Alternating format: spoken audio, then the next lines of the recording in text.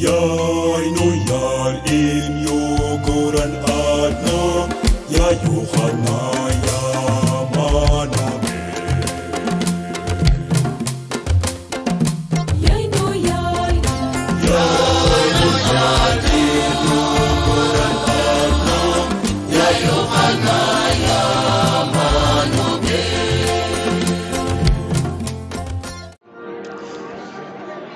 Fogole chrétienne xane doyen Fatick oten xetidu meke na paroisse Saint-Esprit fe joyin ndax recollection fene a berene Mbagnick fe refna o yaal mbin paroisse Saint-François Xavier de Fadiouth o ten waare un neke in way ndokida na waxtu fena l'Eucharistie fa tedu fane wetanda ye doyen Fatick a fokata paroisse Notre Sainte Jeanne d'Arc de Fatick, paroisse qui sera de l'univers fait Diouroup, paroisse Saint-Esprit de Diohine, paroisse Saint-Jean-Baptiste de Niakhar, paroisse Sainte-Anne de Diakhao.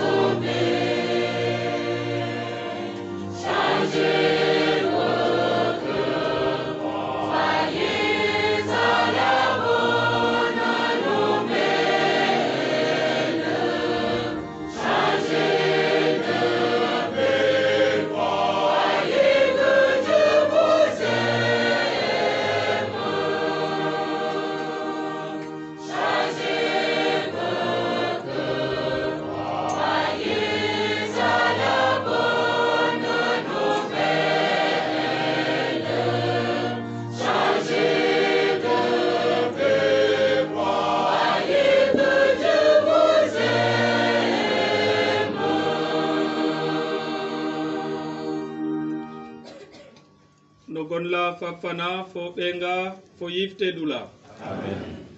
Ya sambarke fana no yalini Yesu Krista. Fo mekongaro fapin.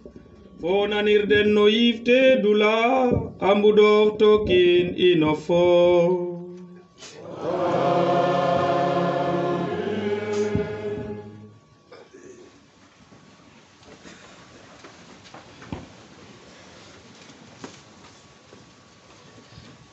L'abbé Théodore Wali Diouf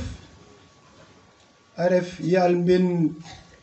paroisse Saint-Jean-Baptiste de Niakhar a ref itam curé doyen Fatick l'abbé we sœur we frère we fogama njega frère de oleram très bien frère we fa nuno fop mbop chrétien doyen Fatick maxey simna nuun o kiino kiin no gonum fo no simangonum to dalna nuun no gon communauté paroisse Diohine yem binda discours fane kam laye i njega o daay o maak xaye yaam xaɓe in fo xatan in den ndefu meen nu anda ke buguma lay yaam paroisse ke ndefna meke fop kama sinig weke Diohine rimu den wana a ndefatan Diohine refe neen yaga bo kene o ɗayo maga refna in nu njabo ngarna in meke yonganor fa in ngeda ngidma roog fane fokatna in xaye fogame ke i njegna o ɗayo lene a xupa o ɗaay lam nu andan i andan doyene fane in doyene Fatick doyene fa Ngaso to récollection fane ke ten refu récollection fa mberan fane i mbi'a en doyene yaga bo kene wagamo leye c'est un moment historique ke i ñaaƴa xaye jam somo lam ka i mbada roog o kiino kiin ka bafit no mbinum no paroisse no communauté a xaj fop ndax a gar a yung meke fa Yeesu na bootala yaga boog i yakara e xan i njeg meen o ɗayo la i mbadana roog kupu fop xan i njeg maat na arjana i yakara e récollection fane i njeg na xaye fo ke laberene a layna in fop xana xoolanda in xana gaya in na datala no tedelo la to kiino kiina xadanga mbinum xana moƴo ref chrétien xana moƴo anda Yesu Krista a xoolwin a yakarin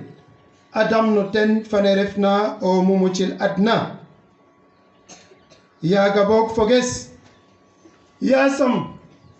o yaal in Yesu Krista fane refna o mumucil adna a ciya in gracia ke i mbada xaye ku kiina bugna yasam roog a ciyongo ten a fiyanongo ten to ta malom a mal basilof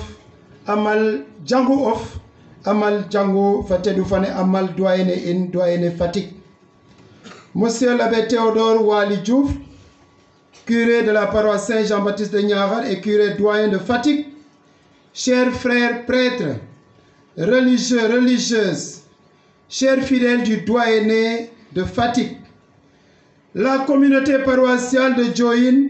est heureuse d'accueillir la récollection de carême de notre nouveau doyenné de Fatick, qui regroupe les paroisses de Diakhao, Diouroup, Fatick, Niakhar et Diohine. C'est un pèlerinage que vous êtes venus faire, que nous sommes venus faire, au pied de votre mère pour certaines, de votre grand-mère pour d'autres.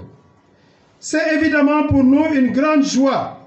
qui nous donne la preuve que le royaume de Dieu est en pleine expansion. Nous espérons que ce temps de récollection sur le thème que nous venons d'évoquer, à savoir le Père vous aime, nous permettra de prendre un nouveau départ ou encore de faire un sursaut spirituel pour aller à la rencontre de celui qui est le sauveur du monde et l'unique sauveur du monde. L'enseignement que nous avons reçu de la part de notre prédicateur, l'abbé René Mbagnick Ngom, particulièrement, les pères nous aidera particulièrement les pères de famille à assumer pleinement leurs responsabilités.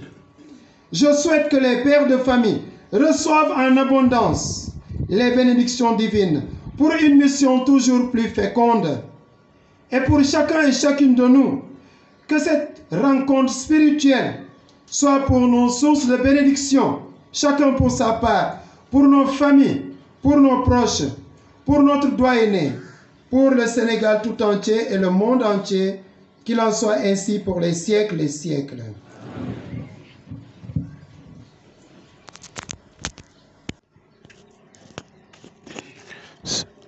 oxe leyog na ndiiki ten refu abe Alphonse Katim Faye o yaal mben paroisse Saint-Esprit de Diohine fogwe no mberandong ne na ɓoxot lene etu fat i njaɓe Babacar i ndefu i ngeɗo yaalo xe ta xolan a keeñ in ndax a ɓoxota lene a jiriñ a mucala na law in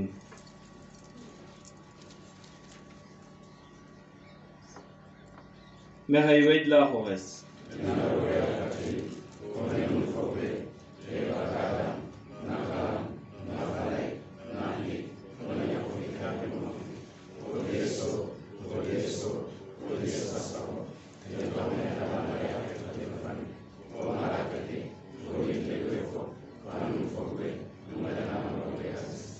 yasam rogo yal kati la yirma in a wasana in pakat in to a ɓisa in bo no ñowo fag kerola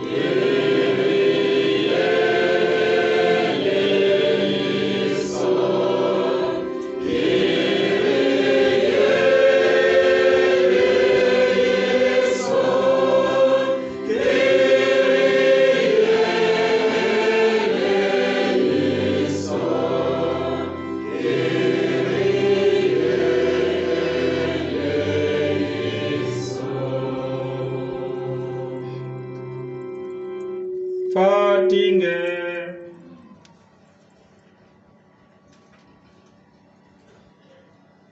rogo yal katil ci in ndax na peakeno kornene i jofa paam no andola na Yesu Krista to i mbekita keñ in na kolandum ya i moƴna ndam moof no ten fane na ñowa to a madoxa fa wono yiif te du leŋ Rognamos bomo.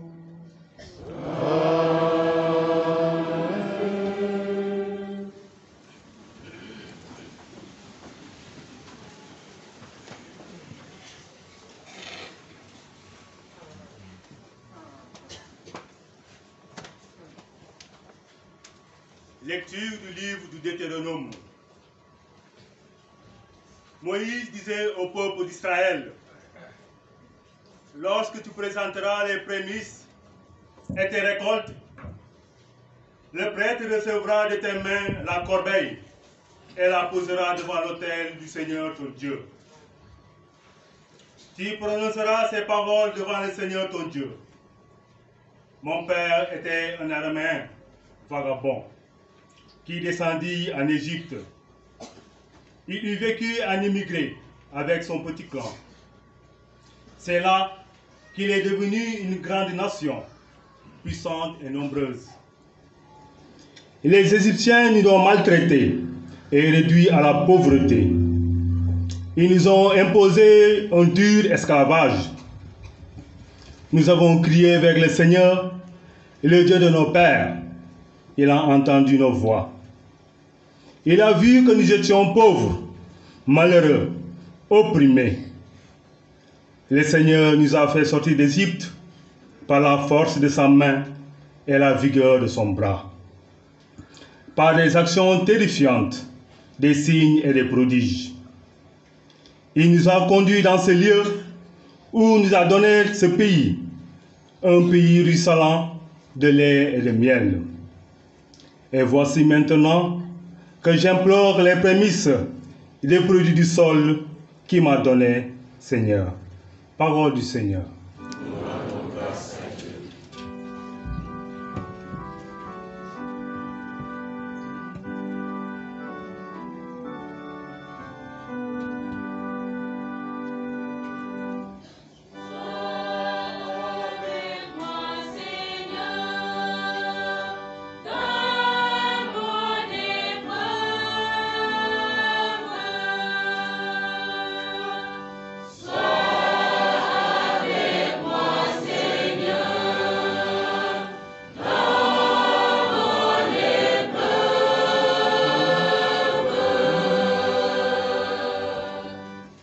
Quand je me tiens sous l'abri du Très-Haut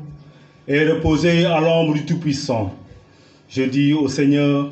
mon refuge, mon rempart, mon Dieu dont je suis sûr.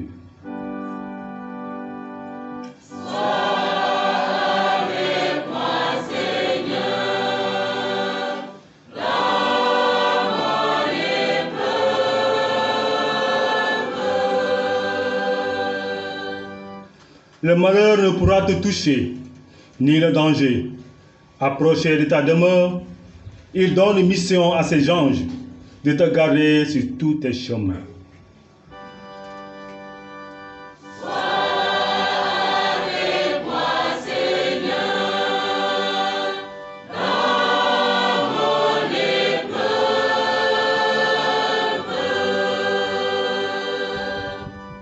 Ils te porteront sur leurs mains pour que ton pied ne heurte les pierres. Tu marcheras sur le vipère et le scorpion. Tu écraseras le lion et le dragon.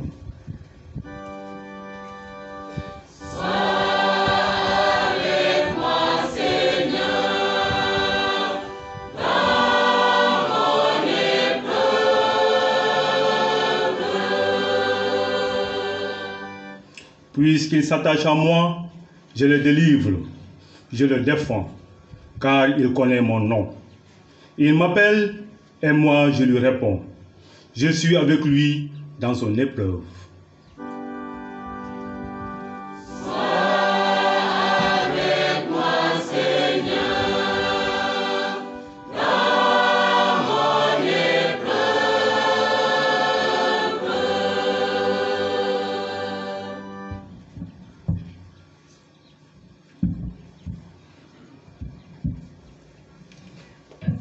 Achang adikanderale. Achang no letar ola Paul fatedu fana abotar abin ina kerchen karom. Foges. Abin atedu aka aleye. falay fanene matonga o xoy no donof o xoy itam no xeñof falay fanene refu yeglit na no ngim onga i seede a yaga boog o seede anga no donof yesu refu o yaaloxe o gimanga no xeñof roog a xontoox noran a ndeer no xon wa xan o muc laam o xana gimna no xeñum fop a refa o kiin o cofu oxa no yegla fo o donum o ngimum xan a muc a pin a tedu ake a leye na bes fana no xate fana o leng no wa ngimna no ten ndicoox ke tus laam jeg ke sektir a ndeer yaawur fo coda den fop o yaalo leng a njegu oxa mayna fo o paaxel no wana ngeɗan fop laam ka bindel o xuna xeɗa gon no yaaloxe xan a muc kene roog a layu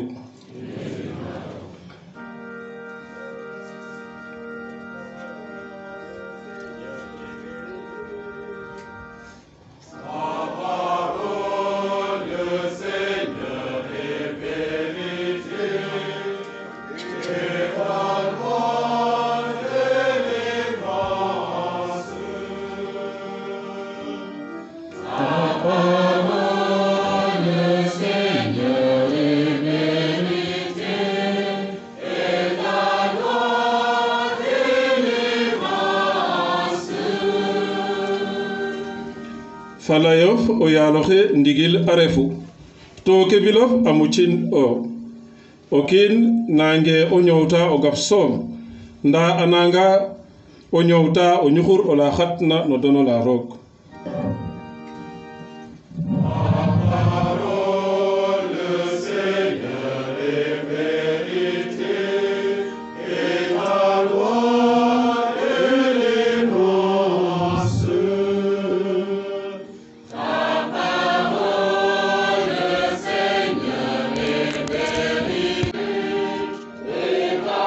Badida no Léonce il fait abe Alexis Simon Diouf fere no vicaire join Ali Rida. Le Seigneur soit avec vous et avec votre esprit. Évangile de Jésus-Christ selon Saint Luc.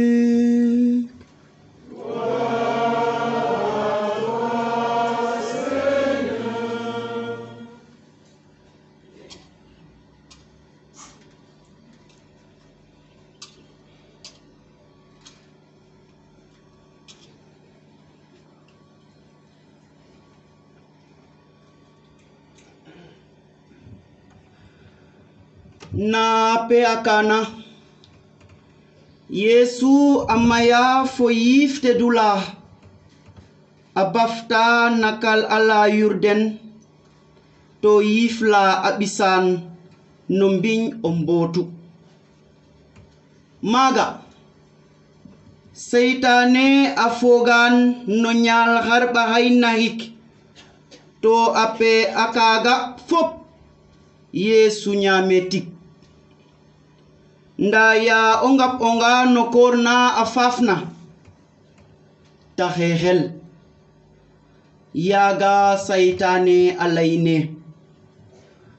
orefanga obirok laibillene tasupto ogaf nda Yesu adonine abinde oki nange nyauta ogaf som Saitane abisan no jong ogodutok alalin matke na adna fane fopto alaine ham ciong katilna fo ondamonga no mat kene lam kene fop na habayes andone to sanyum achie o ha felahama o fado hangam han o jegaden fop nda Yesu adonane a binde xan o fadoox a roog o yaalof to bo xotin tedanga o ten soom a ciñ kene seytaane a ɓisin Yerusalem a doonin no ƴuug o laa no xeɗan o laa to a layne o refanga o ɓii roog waasoor tinene jof a lang laam a binde xana xeblanong malaka tangetooxong to xupu kene xan de seekong na xa ɓay den to ba a cafof a mbaaɓoox no ɓil nda Yeesu a doonine a binde fokkiro o yaaloxe roogof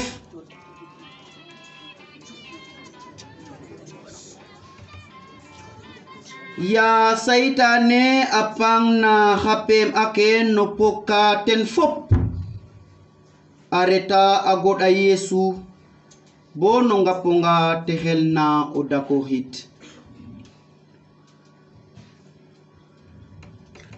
Dole Yesu xagun lanu yaloxa roga do yama do paxo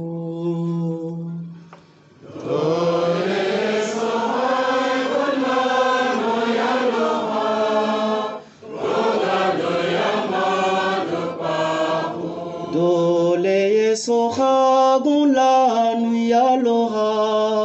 roga do yama do paxo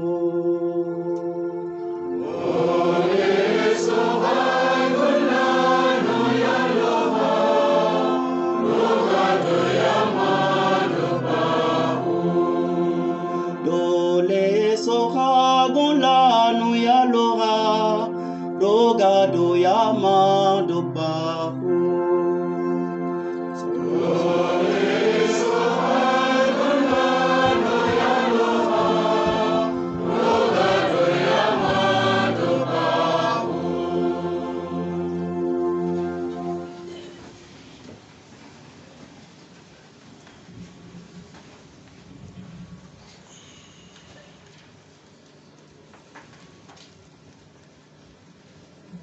njab yo boog roga supit a yiif nuun ndax nu mbaago njeg a xalaata kas bo nu an ke roga bugna te ref fop ke faaxna fo ke felna fo ke ñakna sik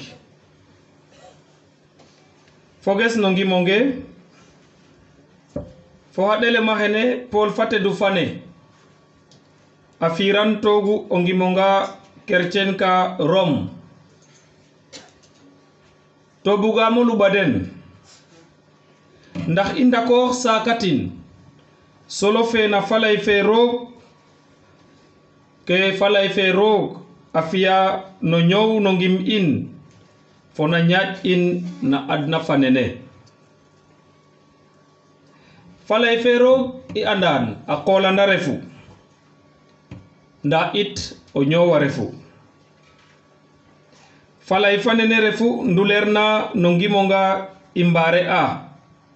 ne Paul fatedu fane a xatnitana in na canga ɗikanderale so no ken te bindel no letarola yawurwa falay fe roog ka ñoow to a saɗik ten moƴu o weel laɓ a beela ɗak ka goda bo a daaw me o laaw fo yiif a ngetna a suur bo me a qiƴ cer fo yuur a ngetna ka jakta paax fo ponu na pug fo na xalaat no kiin jege muk oxa waagna ɗasa roog ke ta sakna fop ka nang dung e fuk mbambir a kidum ten na xate ka in no ke i mbiya fop Hébreu 4:12 falay fanene refu Yesu Krista o ɓii roog o nge jangna o nan no kiin ndax a wetana in a ɗatala no ñowola jegerna o ngap ciñ yaate ɓoxotooxna laamo sagu in fo sagnowin mayu ndax in fop i ndako no njambur na fo no moselo la i bintena na peya kene ndefna a peya ka no korna i ngeboxa ndax njagana keñ in ndax mbaag o mbad fo o qolel fo o yelef no to fen ka paak refna xeeñ la no ngim in fat boogi ande a pe no qoor a kene ka ngel lo ɓisa in ne laytan ma ndiiki no lasir ne no ɗegoor fo mayu kana dika a ñaƴale in laam kay ngoyel nen fab in abraham ndax i ñaaƴ mbamir roog njofnoox no tedelo la ke xuɓna solo refu i mbasa boog fallay fe roog i nana te xoolanda in to a ñowdanda in fallay fa nene ñingena kama keñ in o ten na ciya in i ndok na kumpa fane roog refna o mbek solo fe a refat it i ɓoxotoox no ke i ndefna fop a roog ndax dallin no ñoow in a pugate duke ten ndefantin no qoor na qet fo no ñoowa o mbek ne Pape François a simtituna ren ba i ngiƴ ba i son no mbaɗa a piya paax nen hani mbago lay nen mboɓna Israel mucil ena no mbaɗna Égypte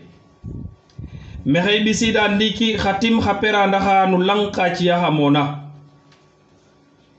i fog we a pinda tedu ke ka leya ye oxu na giman sed ke o yaaloxe a maya fo o paaxel no wana ngeɗan fop lam oxu na xeɗa no gon la no yaaloxe xan ta muc fat boog i andit no ten soom o yaal in to mbotoxa fop kena foga in to a waago samranda in fo a ɗatala no ñoowo ndigilo la nen laytanma nun ndiiki maak we layogun ke andoona yee a waagango ɗud daal ba njaɓta melam na mura a kid in na adna bo a suxa keñ in na fallay fana roog to a fiya in fad a maya to jafeñe daawel mayu na adna a ndefa a fad na piyaka no ndiɓano la na ɓeka in no a piya paaxeer a wa ref no ke i ñowa mbeeto mbeet yaam i mba ndef fad no fudu in i mba ndef fad no mosel i mba ndef fad no bugo maadoox to no kene fop saytaane ka foga in nen ta fogit na Yesu Krista na ɓootala to yaago neno kiigi mo teduxe a xilim tan ya refuma no yogoran na no xa xupna fop tom gen no yook na no xa waag na fop layo yaaloxe ye wo refu a saytaxes fo o yogorandes rooges fane xooloxuma kasara waag kirang o doonoox a qaw mat ke no mbindof a xebla malaka ka ten denge kong na ɗatof fop mbeto mbet nena Yesu Krista ya te re'na na ɓootala xani mbamra fo pog kana saytane ñakke kene taxu ya i ngeɗa faap in fan na arjana i layane baro wasa ini ndok no pog ka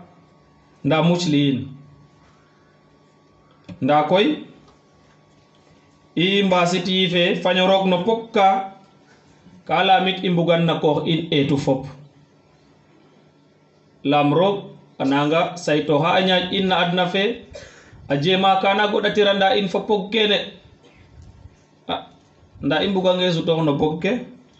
i maad teen a binde ye me xalalo fa refna maaga xeeño fa refu nda fati ande surga waage dago yaal ɗik Yesu layun de xana fe o lengo a sibo lakaso xe ala ndax i mbog fa Yesu Krista o ndiponga no ndamum bo faaw i saɗoox na ket ne laytan ma ndiiki i mbaño yaadoox Yesu fa xooxum a qet ka bafit u na qet a miñu fo no qoor manam a ref fa roog a tax ta dad pok ka saytaane kaga lalgandona in saytaane ka maado foga in de layanuma nuun nda i saxanga na Yesu mbog fo ten o ndamonga ta jeg na tookum xani ngoxin. En célébrant ce premier dimanche de Carême, nous sommes invités à entrer plus en profondeur dans le combat de Dieu, un combat spirituel. Un combat qui n'est possible qu'à l'écoute assidue et courageuse de la parole de Dieu qui rend sages les simples et nous révèle la profondeur du mystère de Dieu. Sans elle, il nous sera difficile, voire même impossible, de résister à tout ce qui nous détourne du chemin de Dieu et de sa sainte volonté. Vous savez, le tentateur, il connaît bien la parole. L'abbé Ignace l'a dit ce matin, c'est le malin. Il sait poser des stratégies pour venir à bout de nos infirmités. À nous de plonger les racines de notre vie, de notre foi, de notre espérance en Jésus-Christ. Ainsi nous serons comme l'arbre planté au bord du ruisseau. Il ne craint pas la sécheresse et il donne du fruit en son temps car son feuillage reste toujours vert. Oui, l'oraison de ce jour résume bien le programme que nous propose ce temps de grâce. Mieux connaître Jésus et nous ouvrir à sa lumière pour être fidèles. À nous d'éviter de pervertir notre rapport à la parole de Dieu,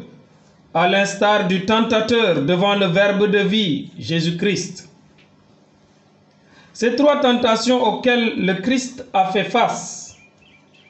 ne sont rien d'autre que des perversions de la parole de Dieu. Et le tentateur utilise celle-ci comme une arme contre le Verbe de vie. Quelle audace! O foga kino he andone ke o fog tan o ten sax reful no ande saytane kon asa darange roog andim xara cunguna yi. Ce temps de carême est une invitation pressante à une révolution dans notre rapport à Dieu, qui seul est notre refuge et notre force. Voilà. Alors, dans nos rapports, évitons aussi d'être objet de chute pour nos frères à cause de nos égoïsmes et de nos penchants mauvais. Parce qu'il nous arrive aussi de nous ériger en tentateurs, comme le diable. Mais n'oublions pas une chose. L'Esprit de Dieu est semé dans nos cœurs. Et cet esprit produit des fruits en nous. À chaque fois que nous nous rendons dociles à l'écouter, nous conseiller. Ce temps est favorable pour recentrer notre vie à l'essentiel. L'essentiel qui est l'amour de Dieu qui nous est révélé dans le Christ par l'Esprit Saint. Alors notre prière aujourd'hui se veut ouverture à la grâce de Dieu qui par sa parole, qui est près de nous, sa parole qui est dans notre bouche, sa parole qui est dans notre cœur. Oui, que par cette parole, nous puissions tenir ferme dans ce combat pour qu'au jour où paraîtra le Christ, nous puissions avec lui revêtir la couronne impérissable de gloire. Yasam fallay fanerog adoha Kenya ke in. Kupu fop a Kenya ke no catechumen ke na jangu fane fop. Imbelta wen mbarna ndaw batise no ngap o ngene na pe aka njagandoha ndax ndo fan pak fana Yesu Krista. Ndax in fop o yalohe a goɗatiranda in fa bakad a samranda in fa sabab fa nu refna ndax ya i ñaka o njaxid a yif in a keñ in fo ngin in fop a njofnoox mano ten lam o ndamonga ten fo a mucalana law in na pe Yesu Krista fe na ñowa ndiki bona mos bo mos.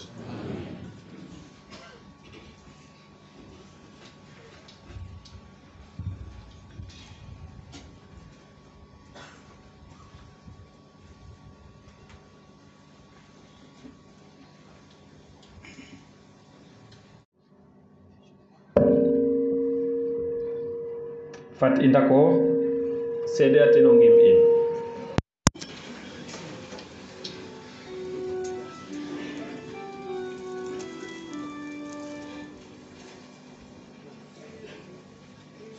Credo in unum Deum.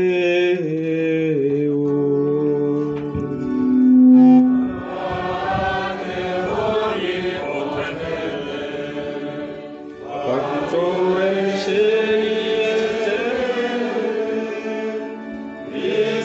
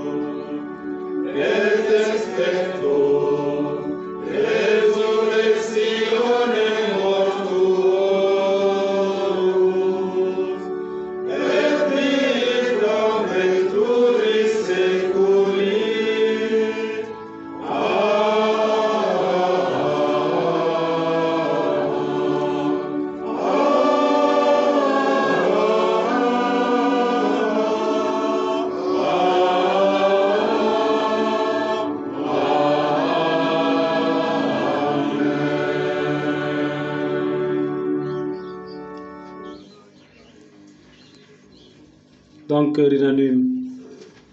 demandons au Seigneur de nous inspirer une vraie prière qu'il puisse exaucer afin que soutenus par sa grâce, nous puissions progresser jusqu'aux sources vives de l'éternité. Ensemble, prions.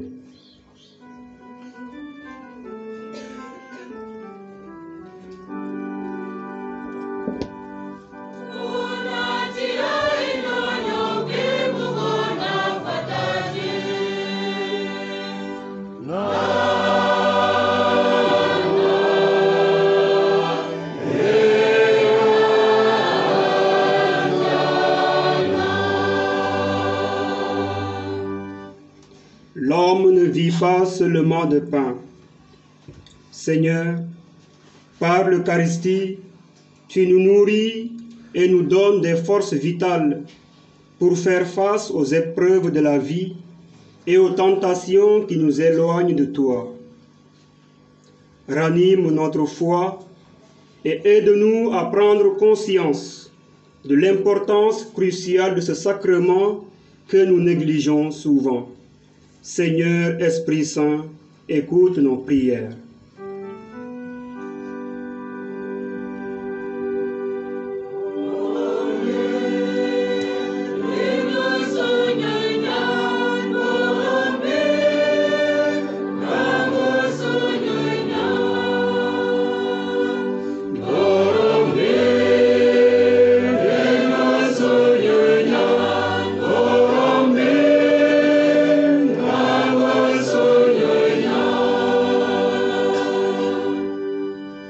Ohu e jinna fo odonum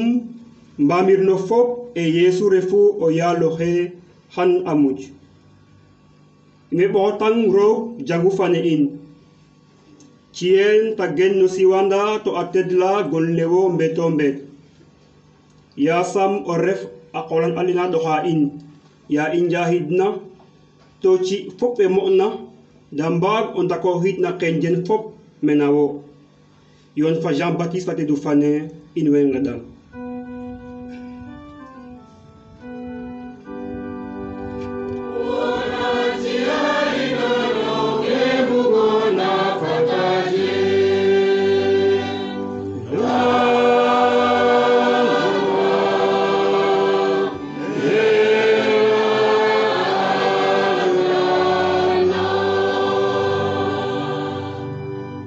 Beaucoup de dirigeants étatiques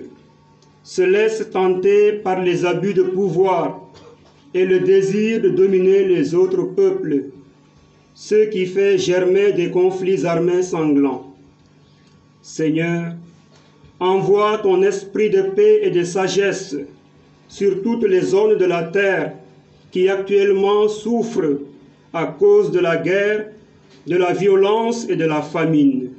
Christ, roi de l'univers, nous te prions.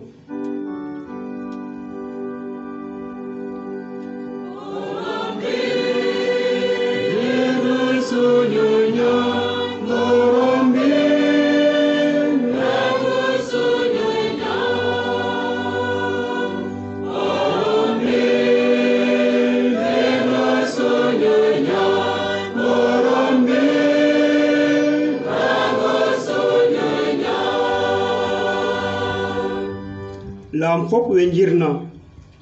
wano ne gas nano cer den na yif den na qen den fo na xalaw den na pexey o mbeqof fa yirmande of o yaloxe juf gi den fo katilof fo o ndimle of no coxla ka den fop ci ino yaloxe katan fa magnu na ñox aka i ñoxora fo katil ka no niɓan o la yon fa ana fate du fane in way ngeɗang o yaloxe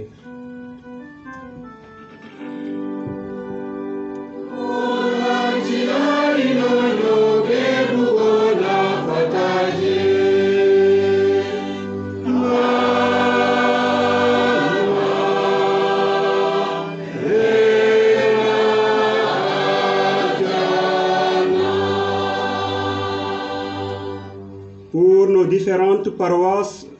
nouvellement fusionnées et érigées en doyenné, daigne Seigneur veiller à sa croissance et à son épanouissement, qu'ils soient porteurs de fruits qui demeurent, et que ta sagesse et ta bonté entraînent l'esprit qui a précédé l'œuvre de l'accompagner et de la poursuivre. Dieu d'amour, en communion avec Sainte Jeanne d'Arc et Saint Joseph, exauce-nous.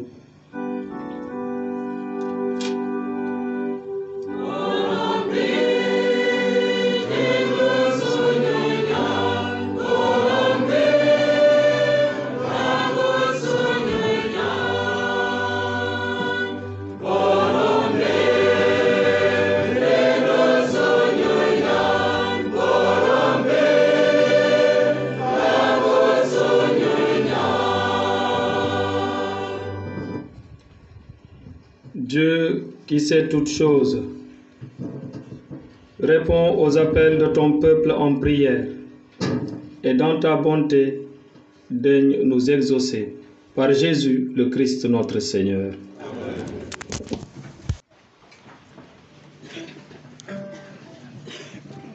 ina way ndokita no waxtu a ɓoxotale offertoire fane andoona yee ten refu to fe ɓisida soxla ke in fop na lotel fane Yesu Christa ndax ta ɓoxotina fapum na pexey sacrifice fata do fane na l'Eucharistie ten taxu xan yoon fo koral fe joyin fo kecen kete doyene Fatick fop ɓoxota roog o yalkatin ke refna soxla in ke refna soxla ɓasil ke in soxla jangu fe in soxla adna fane in mbokat teen ngalama to ngeɗana a Ukraine fena xire a fo Russie ndax jam a may no caate kene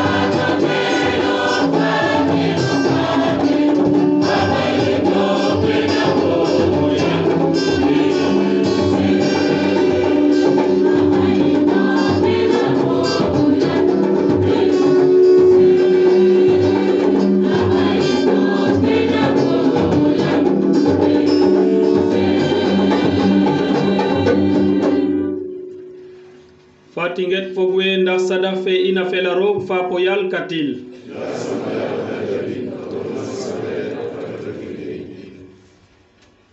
o yaloxe fa sadak fanene no ngidim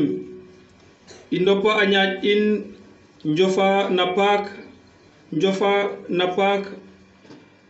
bo fi bo a keeñ in a njang ndigil fo ɓoxotel ke in na pexe Yesu Krista o yaal in yasam o yaaloxe refa ndeer in fata keeñ in a njofto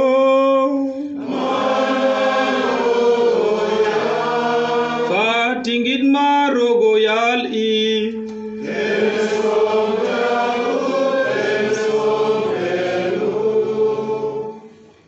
ndigili ngelango tedil rog fa po yal katil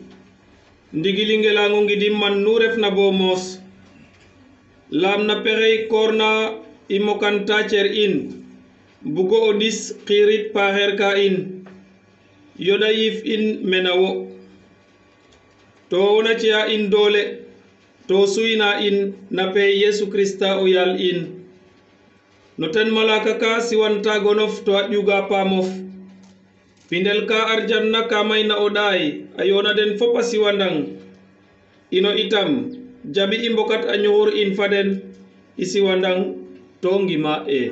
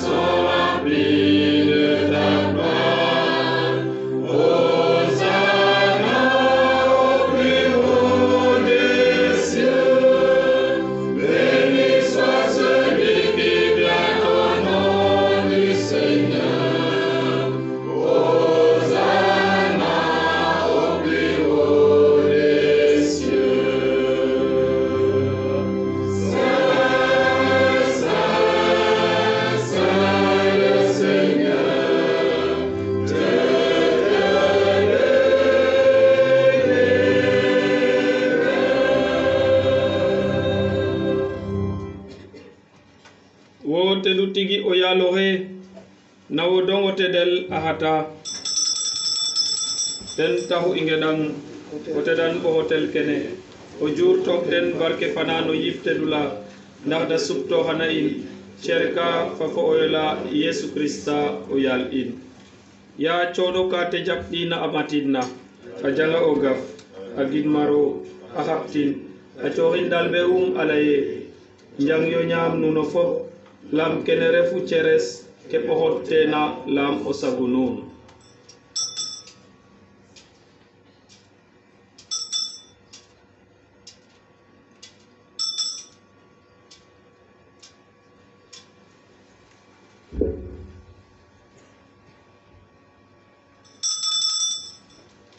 naga itam yaade nju'oxna a janga o yerir a ɓaato gidmaro a cooxin dal ɓe a laye njang yo yerteen nuno fop lam kene refu o yerirolena fo o yes fo o yoleno ngaarit mbaktu ne taskerna fo yelena ɓangkel lam o sagu nuun fo o sagno wiin mayu ndax pakat ka a mbasantel fat nu mbiya kene ndax nu mbetan waaw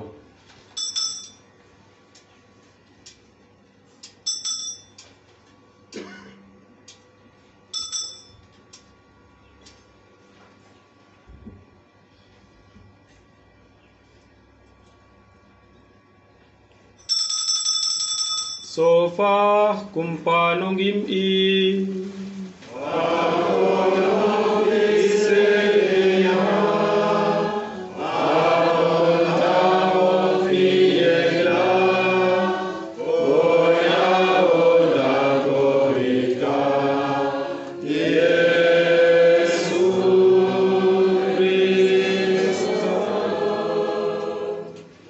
ya imbetando ha bo fangonum fa kontahum inwe bo hotang o yaloxe o gafole na ñowanda fo yerirole na mucla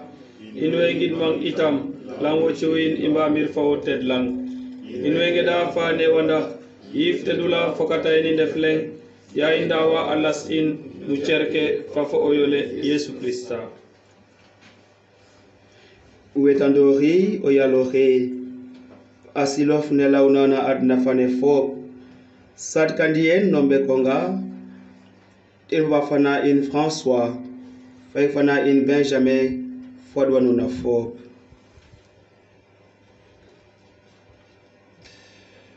wetandori itam fok in wedanit na yaakaar nana kontaxala kupu fop Cécile Ndew Sène Seynabou Diouf Raphaël Ndong Aloïse Lelo Abbé Pierre Diédhiou Jean-Louis Faye Gilbert Faye Clément Diouf Père Gabriel de Lacombaz Tiden Dambok itam na kontaxala ten in way ngedang o yirma in inofop in way ngedam lam Bernadette Sarr fane na gidmang lam calel ke na jangu fane in nda i mbago ndaw no ño fa kerola mbogin fa Maria yayro kek fa tedu fana Yosef fa tedu fana o korum fo apotar teduwa fo win teduwa fop nden na fexof na adna i mbago ngo siwanda ngimang na pexe o beef Yesu Krista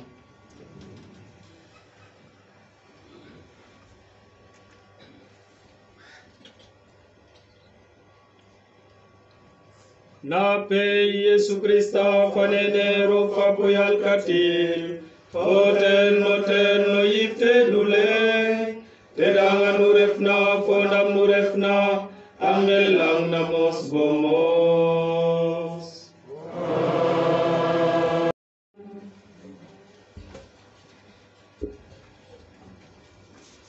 ya i jangatina fo akola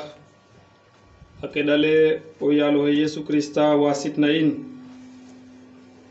ingen afab faleng fe imbogna ndaxta fokata keñ in fo yif in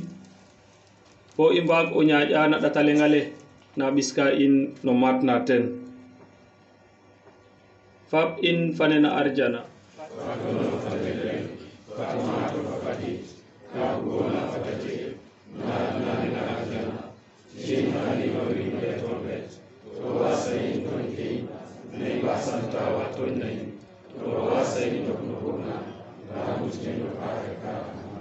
mucli no yalo xeno paxer ka fop to ci in jam na pe ake in dimle in na yirmande of i mbago ndax bakat bo kili to bar sabab fa lenga jaxlanda in way yakara o dayo la arjana to cunga karala Yesu Krista o mu mucil in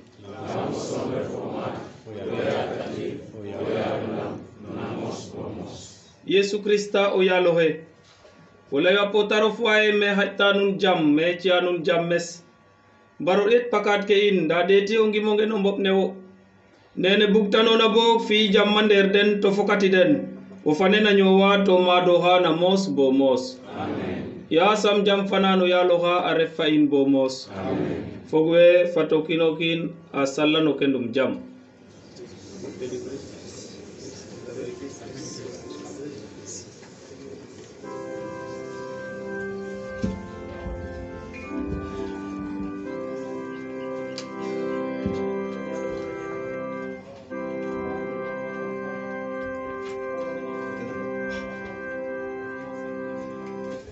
I know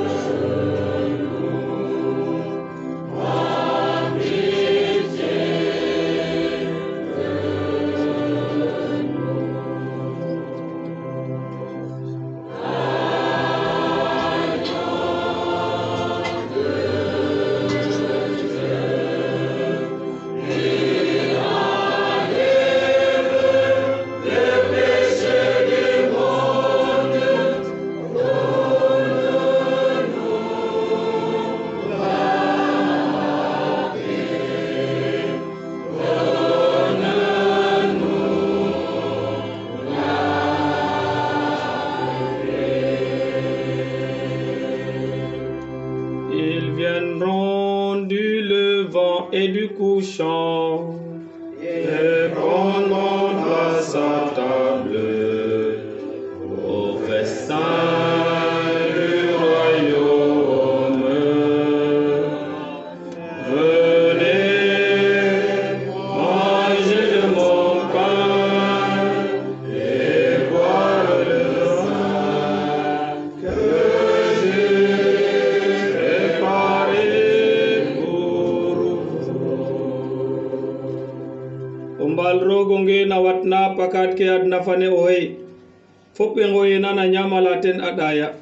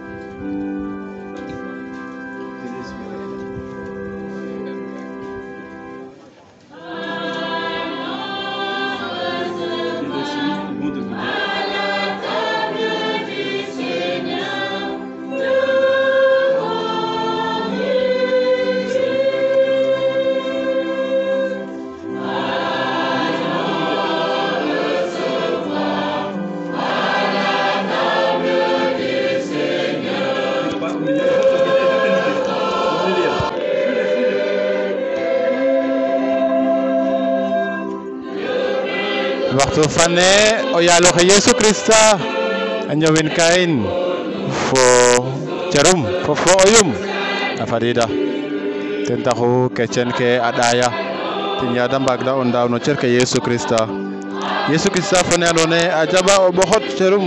fo oyum na croix fana ndax i mbago muc i nanga ndawa l'Eucharistie a xoola ine i ndawa neen a mucala xatana roog ten taxu boog fog we fat i nqeɓandoor fa roog fiƴu fa ku andoona yee a waaga yaqana in i ndaaw sacrement fotode fa nene sacrement fe na ci'a in o ñoow faakkeero la ne Yesu a laytuna oxu ñaamna ceres to a fo o yes xana jeg o ñoow faakkeero la to mi a xonanga xam xontornoorin wena ndaawa commune boog anda tan xeñ xoolu a njegana ten o ñoow faakkeero la bo a ƴut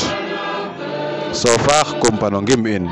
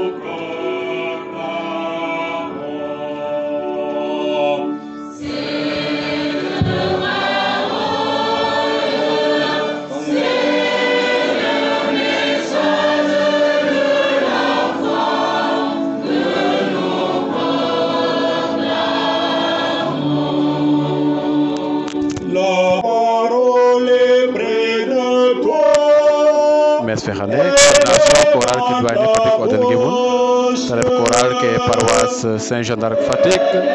paroisse Christ de l'univers fait Diouroup,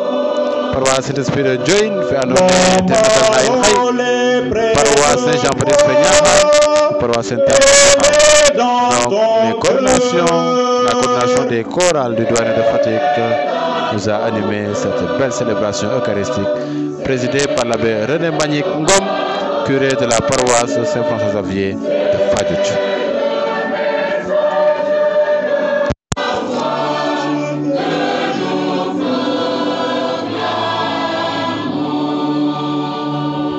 Si tu proclames de ta bouche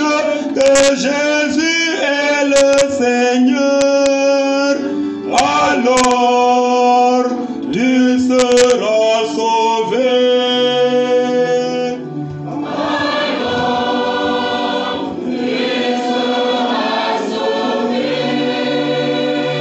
Si tu crois dans ton cœur que Dieu l'a ressuscité des morts, alors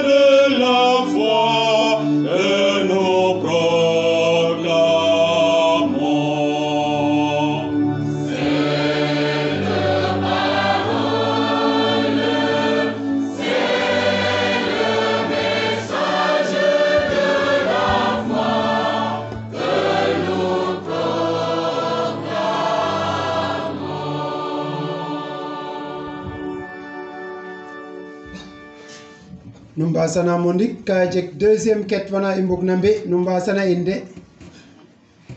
yaam nu anda ye rencontre nan neke ka maya dépasse ten taxu daal i mbug bo o kiino kiin a ɓek teen o ɓayum i yaakara nuun to ngidma nuun itam roga rafda nuun labe fiyanga prière finale fe bo pare xan i ci escoute ke ka jeg ke de mbug na mbi ne to ciñ kene xan fi yeg nit ke so cooxa abe Théodore Waly Diouf fane refna doyen a lay fa nuun joka njal mete refna koy fato kiino kiin a ɓek o ɓayum no poosum joka njal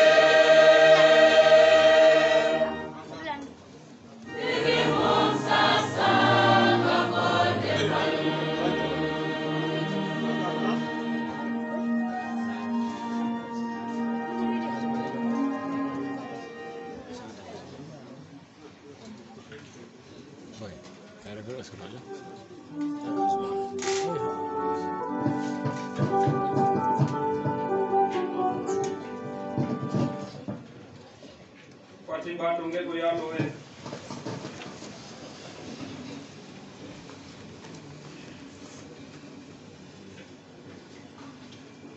Rogo yal in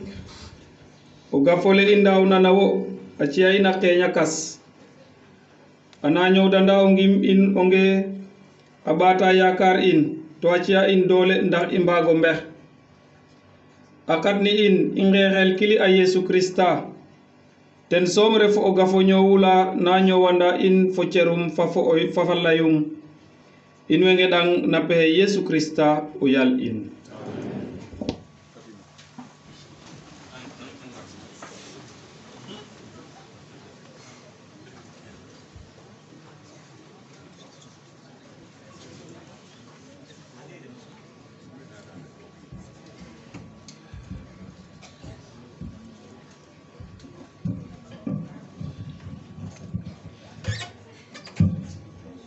lakas we nu mbasana in i mbage njakom yeg nit yam mbiyangeran faax ke a jega ke na xewa kam semaine fani fok i layin bo fopananin we ngenna meke na paroisse in we mbarna leel jangu fani samedi communauté Ndiène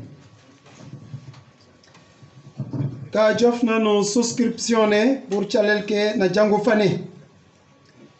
join 1 438 Toukar 395 Diarer 425 000 Wandiana 250 000 Mbelongo 305 000 Godel 195 000 Ngayokhem 131 000 Projet des femmes catholiques Daniel 80 000 Particulier 55 000 Léopold Mignan Diouf 50 000 3 ressortissants anonymes 275 000 l'Association des militaires catholiques originaires de Diohine 70 000 Renouveau charismatique 108 600 les jeunes 73 300 Fop Aref 4 771 030 francs a jega lakas ka i ndaawna no ressortissant ke we ndefna Ndakaaru Mbour Asemit 150 000 Asemit Mbour we ngenna bitim rew itam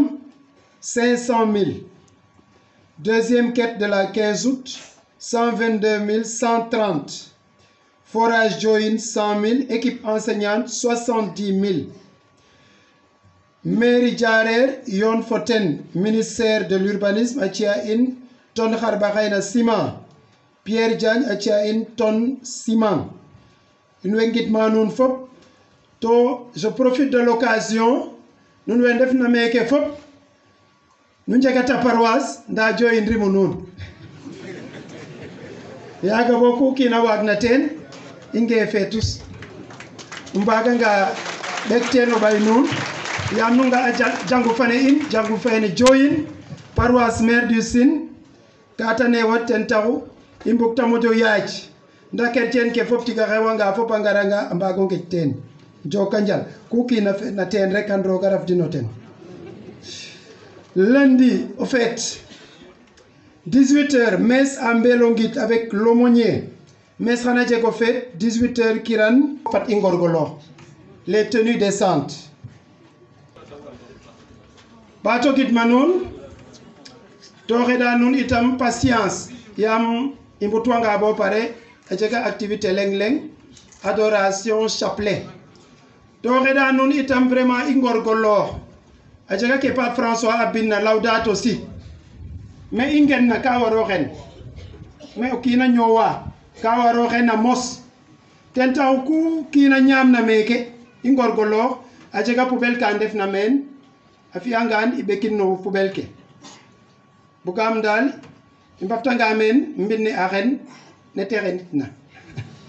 joka njal yakaramo nuun roog a rafda nuun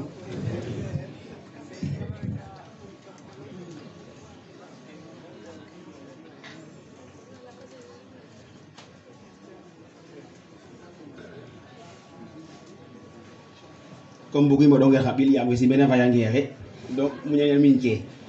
wala maxey simna l'abbé Alphonse Katim Faye fo l'abbé Yonum abbé Vincent Bar fa abbé Simon Alexis fo sorwe 5 de maxey de njalta fo catéchiste ke Diohine fo paroissien ke Diohine fop ndalnina in mene simna l'abbé René Mbagnick fe inoorna Fadiouth a gar a fog fa in yong ne xaye ñal ne xaye simna l'abbé we jalta na doyenne fe Fatick fop abbé Etienne fe refna yal mbin jaxa oxe men fa l'abbé Jean Baptiste fo l'abbé Ignace abbé Jean-Luc oxe men Diouf fa l'abbé Régis l'abbé Simon Niaka absenté nda l'abbé Jobay fa Benjamin Diédiou awe men a mbog no wena njala fo mboɓ ne Fatick l'abbé Léon Cor fo l'abbé Dominique fe sakna télé fe doyenne fe awe men Aynor Niakhar fo ane fo stagiaire fe in Joseph Diédiou sakna aussi que fagna no ñowle in na paroisse in Niakhar simna fof we tewna mene inorna no 5 paroisse kene simna we inorna o mbiño lakas a mbugit fayna xeɗa kene yasam roga barke a caf nuun gidma to simna itam fop na njangna catéchise kam paroisse ke in ana ndamta jangu fe no saxa mayu simna to gidma scout ke fo guide ke CVAV ke fo jeune ke ndamtina paroisse fe jowi no calel kene simna to gidma choral ke tewna mene angimanen mes fene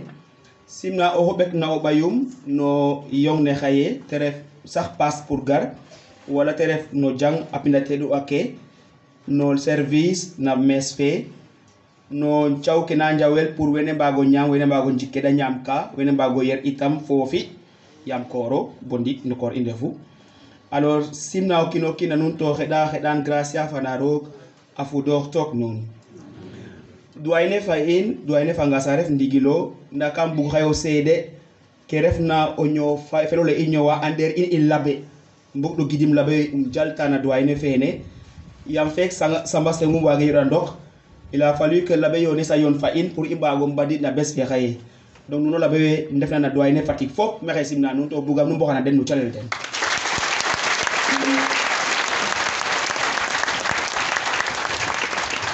alors rappelanga roog fena cita mban fa jam récollection fene jikke nda jeune ke den na mbika récollection fe na doyne fe mete fit kel fanete demorit ka itam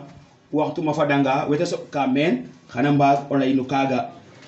nda kalta mban xa i nom tin mbiñ pour mbi récollection décanal xanu leye moi je parle alors ke waguma ɓaat teen ten refu ye a jega xa lakostu ka i njikooxoogna fo xa t-shirt fo xa écharpe nu nga'a ye doyne fe in njumange a foga no doyne ke etna jeg ke na xooyel logo manam ke na tax ka te andel nen doyene ka ref jangu fa andoona ye ka bindel so a bindel archdiocèse de Dakar a bindel doyne de Fatick so nu nga Yosef a gadooxa Yesu yaam ino ka i ndoxna doyne fe in a Yosef fatedu fane donc nu nga'anga wiin we ndoko kene pour que i mbago mbetandoox keno ku ga'oona ka jega ke na xooyel archive fo souvenir wiin a mbaganga a ngeek toki ke den meke fa xa kiid teemeed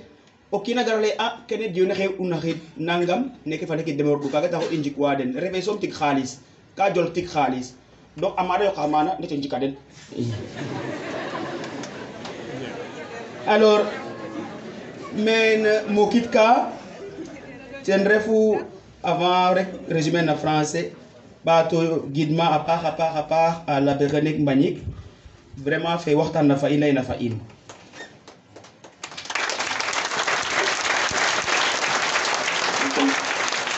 alors ya sam ke i nan na xane i mbaago moƴo nanin mbaago ndeefin mbaago sax teen Monseigneur Benjamin Ndiaye ye i ndefa direction des œuvres no xiid 2016 ye i mbi'a journée mondiale de la jeunesse meke na Diohine yaga abe Yves Ndeki fo l'abbé Paul Claude fo l'abbé René de nde'u meen we nde'na surga fene paroisse fene Diohine na fe fa fi'ina terrain fa nu lamin ke lamto geena lamin ndat ka ndeer ne ka pakan el nu ka jofna no mbaax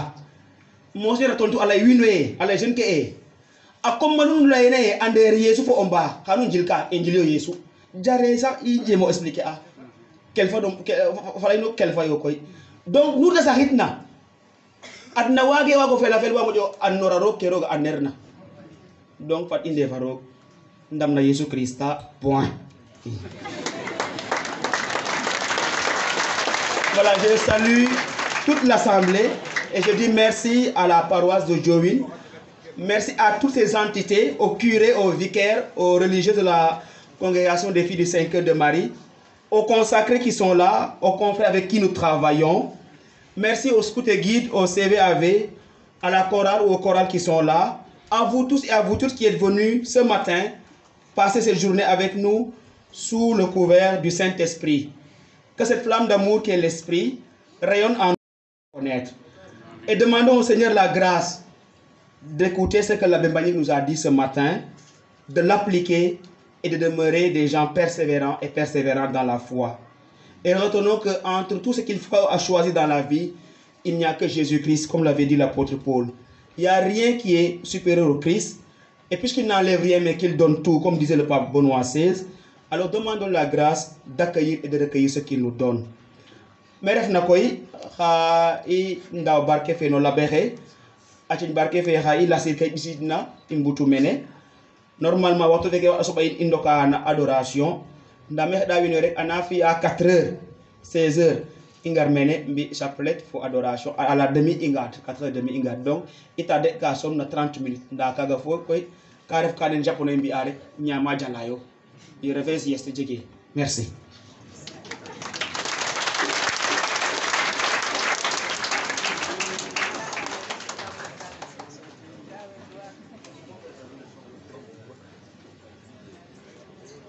Ndiaye nawi nu mba ɓat nu ndik soom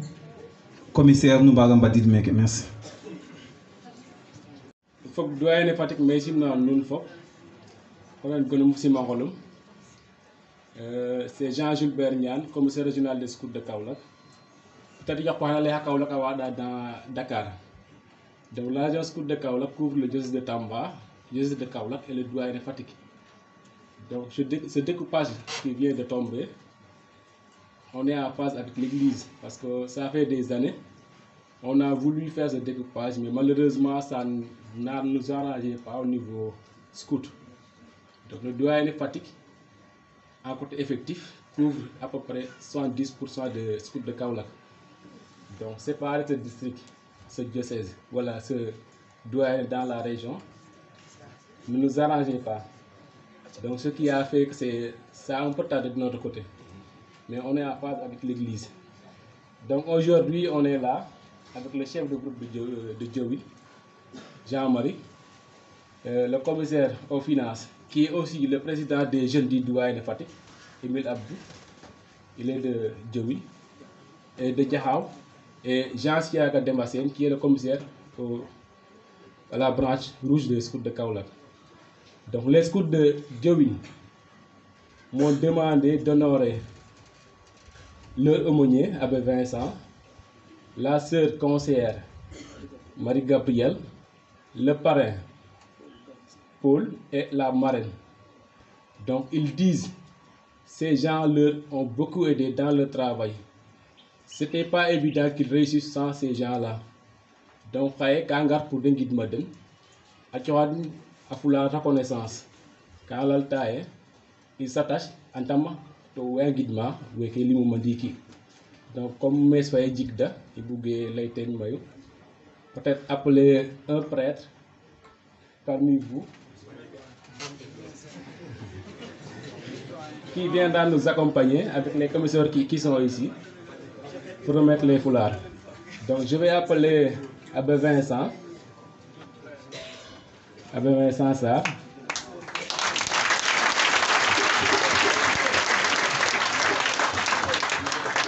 Sœur Gabrielle peut se préparer.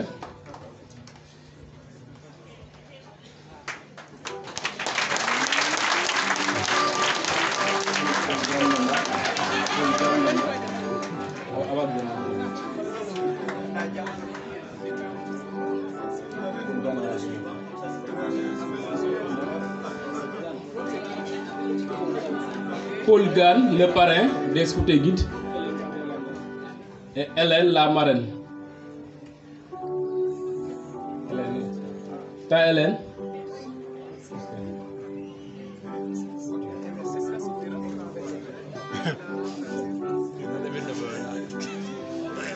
Un prêtre peut venir pour nous accompagner.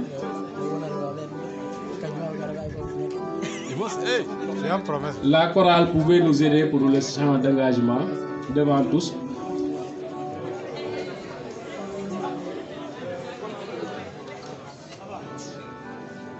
Donc par là aussi remercier tous les mouvements à foulard qui sont ici présents. Donc il y a les scouts qui sont devant, mais il y a toujours les mouvements à foulard qui sont ensemble. On travaille ensemble.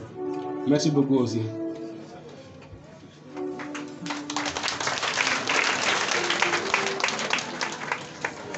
Devant tout je m'engage sur mon honneur et je te fais hommage de mon Seigneur. Je veux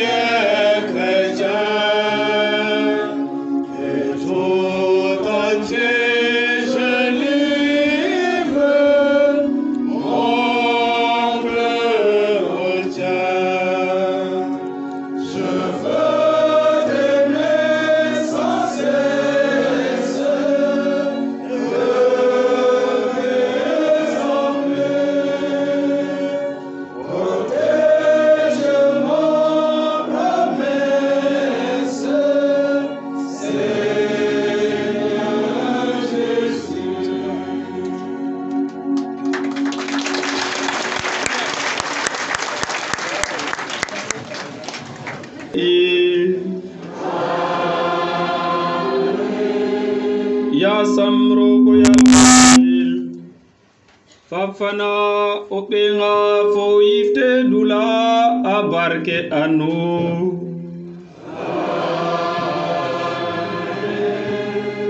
Ndetyo na jam fanano yaloha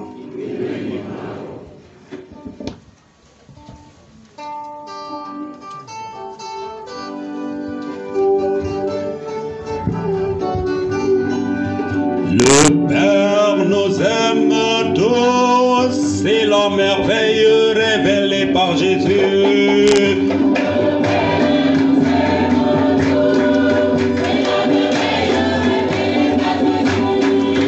Le Père nous aime tous, c'est la merveille révélée par Jésus.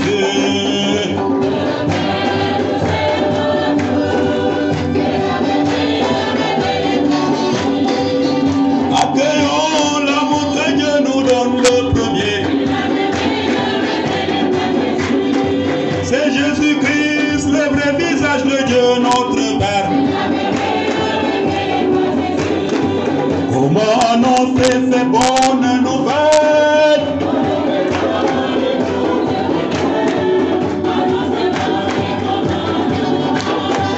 Comment annoncer ces bonnes nouvelles?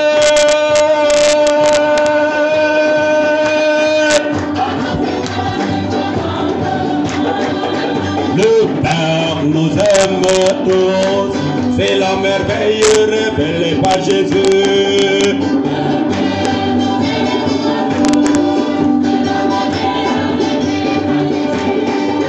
Le Père nous aime tous, c'est la merveille révélée par Jésus.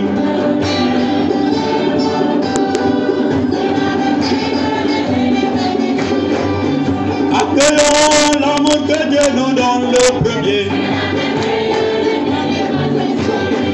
C'est Jésus-Christ, le vrai visage de Dieu, notre Père. Comment annoncer ces bonnes nouvelles?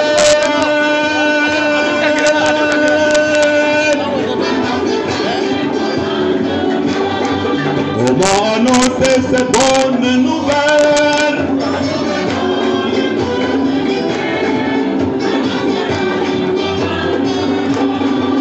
Le Père nous aime tous, c'est la merveille révélée par Jésus.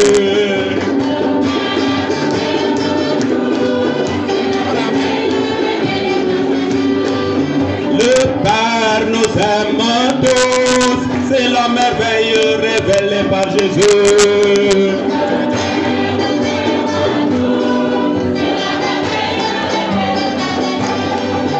Accueillons l'amour que Dieu nous donne le premier. C'est Jésus-Christ, le vrai visage de Dieu, notre Père. Comment annoncer ces bonnes nouvelles?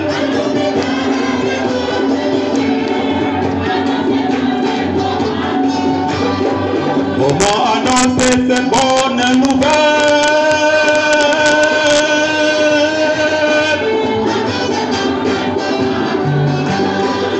Le Père nous aime tous, c'est la merveille révélée par Jésus.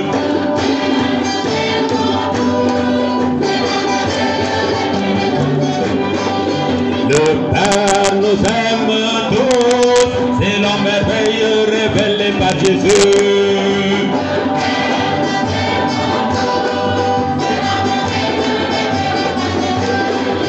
Le Père nous aime tous, c'est la merveille révélée par Jésus.